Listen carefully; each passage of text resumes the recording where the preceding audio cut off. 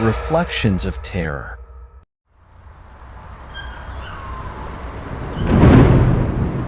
In the sleepy town of Ashwood, an ancient manor stood on the outskirts, shrouded in mystery and long-forgotten tales. The locals spoke in hushed whispers about the old Bramwell house, a grand but dilapidated estate that had been abandoned for decades. The manor was known for one peculiar artifact, a large, ornate mirror said to be cursed. The story of the haunted mirror had faded into local legend, but the house itself remained, a looming presence on a hill. One autumn afternoon, a young woman named Emily arrived in Ashwood, drawn by her fascination with old architecture and a budding career in photography. She had heard of the Bramwell house and decided it would make the perfect subject for her next project. Ignoring the warnings from the townsfolk, Emily ventured to the manor. She felt a strange pull towards it, an almost magnetic attraction that she couldn't explain.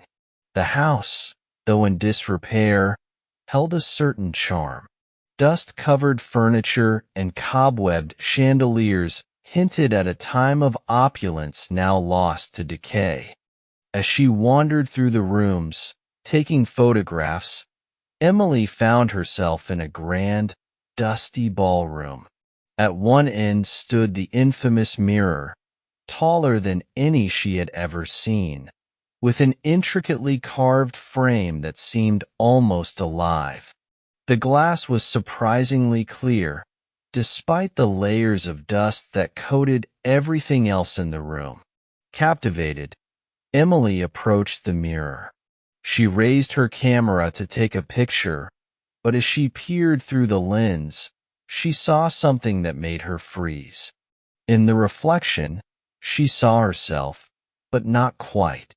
Her reflection's eyes were dark, hollow voids, and it wore a sinister grin. Emily lowered the camera and stared at the mirror.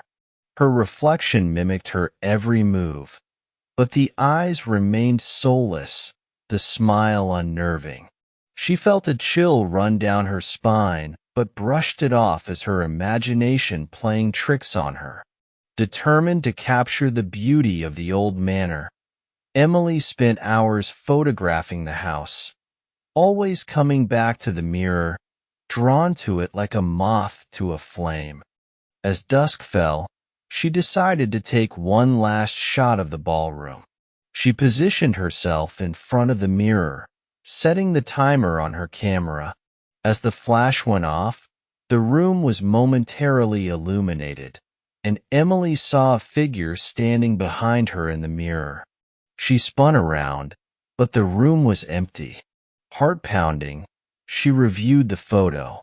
There, in the reflection, was a shadowy figure with glowing eyes, standing just behind her. Panic set in. Emily grabbed her things and fled the house, not daring to look back. She locked herself in her rented room at the inn, trying to calm her racing heart. She looked through the photos she had taken, each one more unsettling than the last. The shadowy figure appeared in every shot of the mirror, growing closer with each picture until it stood directly behind her, its eyes burning with malevolence. Determined to understand what she had encountered, Emily delved into the history of the Bramwell house. She discovered that the mirror had been commissioned by the house's original owner, Victor Bramwell, a man obsessed with the occult. Legend had it that Bramwell used the mirror in dark rituals, attempting to communicate with the spirit world. One night, something went terribly wrong. Bramwell vanished, and his family found him trapped within the mirror, his soul forever bound to it. The townsfolk believed that anyone who looked into the mirror would see Bramwell's spirit, and those who saw him were cursed. Desperation and fear gnawed at Emily. She had seen the spirit, and now it was following her. That night, as she tried to sleep, Emily felt a cold presence in her room. She opened her eyes to find the figure from the mirror standing at the foot of her bed. Its eyes glowed in the darkness, and a low, guttural whisper filled the room. "Join me," it hissed. Emily screamed and bolted upright, but the figure vanished. She knew she couldn't stay in Ashwood any longer. The next morning, she packed her bags and left, vowing never to return. But the curse of the mirror followed her.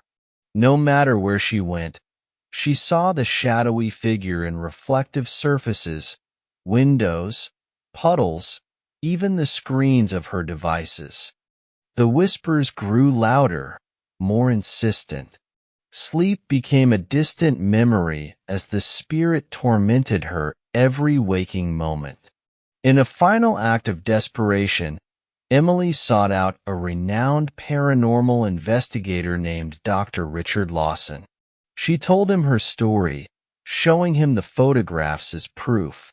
Dr. Lawson agreed to help, intrigued and disturbed by her tale.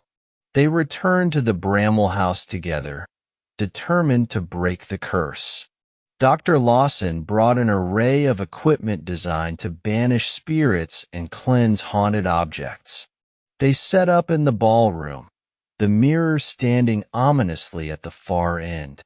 As they began the ritual, the room grew colder, and the air thickened with a malevolent presence. The mirror's surface rippled, and the figure of Victor Bramwell emerged, his eyes burning with hatred. "You cannot free her," he snarled. "She is mine." Dr. Lawson chanted ancient incantations, his voice strong and unwavering. The mirror vibrated, cracks forming along its surface. The spirit howled in rage, lunging towards Emily, but an invisible barrier held it back. With a final, powerful command, Dr. Lawson shattered the mirror. The spirit's scream echoed through the room as it was sucked back into the void. The shards of glass lay scattered on the floor, the curse seemingly broken. Emily felt a weight lift from her shoulders. She thanked Dr. Lawson, relieved to be free of the terror that had haunted her. As they left the manor, she felt a sense of closure, believing the nightmare was finally over. Years passed, and Emily moved on with her life. She never forgot the horror of the haunted mirror, but she no longer saw the shadowy figure in reflections. One day, while browsing an antique shop in a distant city, she came across a small, ornate mirror. It looked eerily familiar, and as she stared into it, a chill ran down her spine. In the reflection, she saw Victor Bramwell, his eyes glowing with a malevolent fire. "Miss me?" he whispered. The curse had never been broken. It had merely been waiting, lurking in the shadows, ready to strike again. Emily realized with dawning horror that the terror of the haunted mirror would never truly end. For some curses are eternal, and some spirits never rest.